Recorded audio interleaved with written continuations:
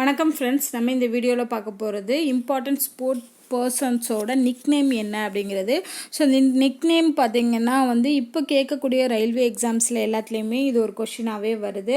Mostly பார்த்திங்கன்னா sports பர்சன்ஸோட nickname தான் கேட்குறாங்க. ஸோ அதுதான் என்ன அப்படிங்கிறத இந்த வீடியோவில் பார்க்க போகிறோம்.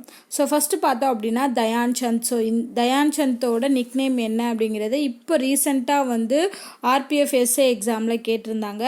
தயான் சந்தோட நிக்நேம் பார்த்திங்கன்னா the wizard and magician of hockey. இவர் ஹாக்கி பிளேயர். ஸோ அதனால் the wizard and magician of hockey அப்படிங்கிறதான் இவரோட நிக்நேம். அடுத்து பார்த்திங்கன்னா பிடி உஷா, இவங்களோட நிக்நேமும் கேட்டிருந்தாங்க Payyoli express. So Payyoli express and Udan Pari அப்படின்னு சொல்லக்கூடிய ரெண்டு பேர் பிடி உஷாவுக்கு இருக்குது. அடுத்து மில்கா சிங், இவங்க ஒரு ஸ்பின்ஸ்டர் அத்லட். இவங்க மில்கா சிங், இவங்களோட பேர் நிக்நேம் என்னன்னு பார்த்தீங்கன்னா ஃப்ளையிங் சிக் அப்படின்னு சொல்லக்கூடியதான் இவங்களோட பேர். அடுத்து கபில் தேவுக்கு ஹரியானா ஹரிகேன், இதுவும் கேட்டிருந்தாங்க. கபில் தேவோட நிக்நேம் என்னன்னு கேட்டிருந்தாங்க ஹரியானா ஹரிகேன். அடுத்து சுனில் கவாஸ்கருக்கு பார்த்தீங்கன்னா லிட்டில் மாஸ்டர் சன்னி அப்படின்ற ரெண்டு பேர் இருக்குது. இதே லிட்டில் மாஸ்டர் சச்சின் டெண்டுல்கருக்கும் சொல்லுவாங்க நிக்நேமாக. ஸோ சச்சின் டெண்டுல்கருக்கு பார்த்தீங்கன்னா மாஸ்டர் பிளாஸ்டர் அப்படிங்கிறதான் அவரோட நிக்நேம். அடுத்து தோனி மிஸ்டர் கூல் இல்லைன்னா கேப்டன் கூல்னாலே எம்எஸ் தோனிக்கு வரக்கூடிய நிக்நேம். அடுத்து இன்னொரு நிக்நேம் என்னென்னு பார்த்தீங்கன்னா ஜார்க்கண்ட் டைனமிக் அப்படின்னும் எம்எஸ் தோனியை சொல்லுவாங்க. So Jharkhand dynamic MS Dhoni. அடுத்து ஷோயப் அக்தர், இவரும் கிரிக்கெட்டர். இதில் பார்த்தீங்கன்னா மோஸ்ட்லி நிறைய கிரிக்கெட்டர்ஸ் தான் வர்றாங்க. ஷோயப் அக்தர் பாகிஸ்தானி கிரிக்கெட்டர். இவர் பார்த்தீங்கன்னா ராவல் பிந்தி எக்ஸ்பிரஸ், இவரோட பேர் ராவல் பிந்தி எக்ஸ்பிரஸ் அப்படிங்கிறதா இவரோட நிக்நேம். அடுத்து வீரேந்திர சேவாக், அவரோட நிக்நேம் பார்த்தீங்கன்னா வீரு. முல்தான்கா சுல்தான் அப்படிங்கிற பேர் சேவாக்குக்கு இருக்குது. அடுத்து மொஹிந்தர் அமர்நாத், இவரும் ஒரு கிரிக்கெட்டர் தான். மொஹிந்தர் அமர்நாத்தோட நிக்நேம் பார்த்தீங்கன்னா ஜிம்மின்னு சொல்லுவாங்க. அடுத்து பார்த்தீங்கன்னா ஷாஹித் அஃப்ரிடி, இவர் பாகிஸ்தான் கிரிக்கெட்டர் தான். இவரை பூம் அப்படின்னு சொல்லுவாங்க. அஃப்ரிடியை பூம். அடுத்து ஸ்டீவ் பக்னர், இவரும் ஒரு கிரிக்கெட்டர் தான். ஸ்டீவ் பக்னர் ஸ்லோ டெத் அப்படின்னு சொல்லுவாங்க. ஸ்டீவ் பக்னரோட பேர் பார்த்திங்கன்னா ஸ்லோ டெத் அப்படிங்கிறது. அடுத்து பார்த்திங்கன்னா அயன் பெல் அப்படிங்கிறவரும் கிரிக்கெட்டர் தான். இவர் பெல்லுனால பெல்லி அப்படின்னு சொல்கிறாங்கன்னு ஞாபகம் வச்சுக்கோங்க.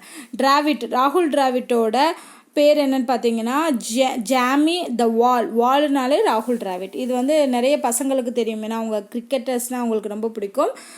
ஸோ கிரிக்கெட்டரோட நிக்நேம் கேட்டால் ஈஸியாக எழுதிடுவாங்க. அடுத்து இன்ஜமாம் உல் ஹக் பார்த்தீங்கன்னா ஆலு அப்படின்னு சொல்லுவாங்க. ஆலுனா பொட்டேட்டோ, ஹிந்தியில் ஆலுனா பொட்டேட்டோ.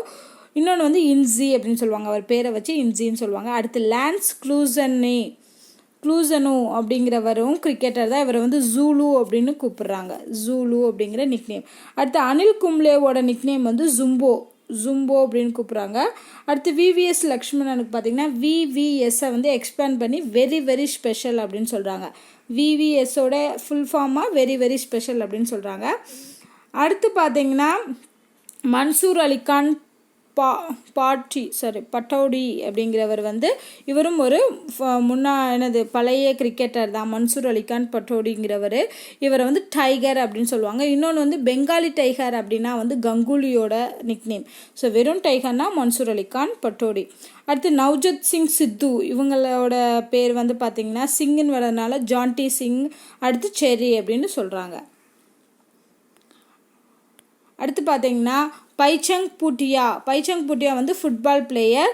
ஸோ இவரை சிக்கிமிஸ் ஸ்னிப்பர் அப்படின்னு சொல்கிறாங்க. சிக்கிமிஸ் ஸ்னிப்பர் தான் பைச்சங் பூட்டியாவோட நிக்நேம். அடுத்து விஸ்வநாத் ஆனந்த், செஸ் பிளேயர் தெரியும் இல்லையா, நம்பர் 1 செஸ் பிளேயர் விஸ்வநாத் ஆனந்தை lightning kid, tiger of Madras, விஸ்வநாதனால விஷி அப்படின்னு சொல்கிறாங்க. அடுத்து மேரிகோம், இது ரொம்ப முக்கியம். மேரிகோமோட பேர் பார்த்தீங்கன்னா மேக்னிஃபிஷியன்ட் மேரி அப்படின்னு சொல்கிறாங்க. ஸோ மேக்னிஃபிஷியன்ட் மேரிகோமோடது. அடுத்து விராட் கோலிக்கு சீக்கு அப்படின்னு சொல்கிறாங்க. கோலியோட நிக்நேம் சீக்கு. Shikhar தவானோட nickname கேபர். So கேபர் Shikhar Dhawan. ஜஹீர்கானோட nickname Baroda express அப்படின்னு சொல்கிறாங்க. ஸோ இந்த மாதிரி எக்ஸ்பிரஸ்லாம் நிறைய வரும். அதனால் ஒவ்வொரு ராவல் பிந்தி எக்ஸ்பிரஸ்ன்னு ஒன்று பார்த்தோம். பரோடா எக்ஸ்பிரஸ்னால் ஜஹீர்கான்.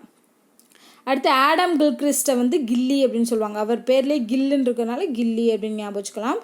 ஸ்டீவ் வாக்கை வந்து ஐஸ்மேன் அப்படின்னு சொல்கிறாங்க. ஸ்டீவ் வாக் வந்து ஐஸ்மேன். அடுத்து ஹிமா தாஸ், இப்போ ரீசண்டாக பிரபலியமான விளையாட்டு வீராங்கனை தான் ஹிமா தாஸ். இவங்களை வந்து டிங் எக்ஸ்பிரஸ் அப்படின்னு சொல்கிறாங்க. ஸோ மேபி இந்த ஹிமா தாஸோட நிக்நேம் கேட்குறதுக்கான வாய்ப்பு இருக்குது. ஹிமா தாஸ், அப்புறம் நான் மேரி கோம் அவங்களோட நிக்நேம்லாம் கேட்குறதுக்கான சான்சஸ் இருக்குது. அடுத்து ஃபைனலாக பார்த்தீங்கன்னா கங்குலி, சௌரவ் கங்குலி வந்து நான் சொன்னேன் பெங்கால் டைகர்னு சொல்லுவாங்க. பிரின்ஸ் ஆஃப் கல்கட்டா, அப்புறம் டாடா அப்படின்னு சொல்லுவாங்க. ஸோ இது எல்லாமே வந்து கங்குலியோட பேர். சில பேர் வந்து அவங்களோட எந்த மாநிலத்துலேருந்து வந்தாங்க அப்படிங்கிறத வச்சு சொல்கிறாங்க. ஸோ அந்த மாதிரி இருக்கிறதெல்லாம் ஈஸியாக ஞாபகம் வச்சுக்கலாம். ஸோ இவ்வளோ தான் ஸ்போர்ட்ஸ் பர்சன்ஸோட நிக்நேம். இதில் மோஸ்ட்லி பார்த்தீங்கன்னா கிரிக்கெட்டர்ஸ் தான் வருவாங்க. கிரிக்கெட்டர்ஸ் இல்லாதவங்கள நீங்கள் ஈஸியாக ஞாபகம் வச்சுக்கலாம். தயான் சந்த், பிடி உஷா, மில்கா சிங்கு. அடுத்து பார்த்தீங்கன்னா இது எல்லாமே கிரிக்கெட்டர்ஸ் தான். அடுத்து வந்து பைச்சுங் பூட்டியா, விஸ்வநாத் ஆனந்த், மேரி கோம், ஹிமா தாஸ். ஸோ இவங்கெல்லாம் வந்து கிரிக்கெட் இல்லாத ஸ்போர்ட்ஸ்னால இவங்கள நல்லா கான்சன்ட்ரேட் பண்ணுங்கள். ஏன்னா எல்லாமே கிரிக்கெட்டர்லேருந்து கேட்க மாட்டாங்க. ஸோ வேறு ஸ்போர்ட்லேருந்து கேட்பாங்க. ஸோ அப்போது கிரிக்கெட் இல்லாதவங்கள நல்லா ஞாபகம் வச்சுக்கோங்க. ஸோ இவ்வளோதாங்க நிக் நேம்ஸ். ஸோ இனி அடுத்த ஆர்பிஎஃப் எக்ஸாம் எழுத போகிறவங்க, ரயில்வே எக்ஸாம் எழுத போகிறவங்களுக்கு கண்டிப்பாக இது யூஸ்ஃபுல்லாக இருக்கும். ஸோ இந்த வீடியோவில் உங்களுக்கு ஏதாவது டவுட் இருந்துச்சு அப்படின்னா கமெண்ட் பண்ணுங்கள். இந்த வீடியோ உங்களுக்கு பிடிச்சிருந்தா லைக் அண்ட் ஷேர் பண்ணுங்கள். நன்றி.